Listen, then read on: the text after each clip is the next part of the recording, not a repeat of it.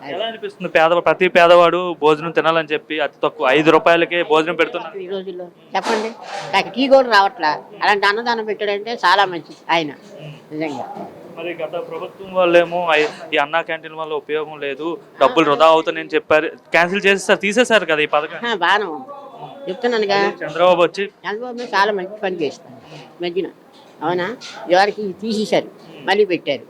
అవునా కాదు? ఒకవేళ ఈ అన్నా క్యాంటీన్ లేకపోతే మీ పరిస్థితి ఎక్కడ తినేవాళ్ళు? ఇంట్లో తినేవాళ్ళు, క్యారేజ్ తెచ్చుకొని తినేవాళ్ళు. పల్లెల నుంచి వచ్చి ఇక్కడ తింటాను. అది ఇదే భోజనం ఇప్పుడు 5 రూపాయలకి వీళ్ళు ఇస్తున్నారు కదా, బయట మన హోటల్లో తింటే ఎంత అయ్యేది? అంటే 50 రూపాయలు, 60 రూపాయలు, 70 రూపాయలు ఉంటాయి. అదే 5 రూపాయలకి ఇక్కడ ఏమొస్తుంది? అక్కడికి రాదుగా. టీ కూడా పోయిరుగా. అది అందుకని ఇక్కడ 5 రూపాయలు అన్నం క్యాంటీన్ ఏమంటారు? అన్నా క్యాంటీన్లో మీలా చాలా మంది తింటున్నారు కదా, వీళ్ళంతా ఈ పథకం కోసం కావచ్చు, చంద్రబాబు కోసం ఏమనుకున్నారు? అనకూడదు. తప్పది, చాలా తప్పది. ఆయన అలా మాట అనకూడదు. ఫస్ట్ పెట్టారు, తీశారు. జగన్ వచ్చిన కాంచి ఇప్పుడు చంద్రబాబుని వచ్చిన తర్వాత పెట్టింది. తర్వాత ఎవరు వస్తారో తెలియదు చెప్పడం.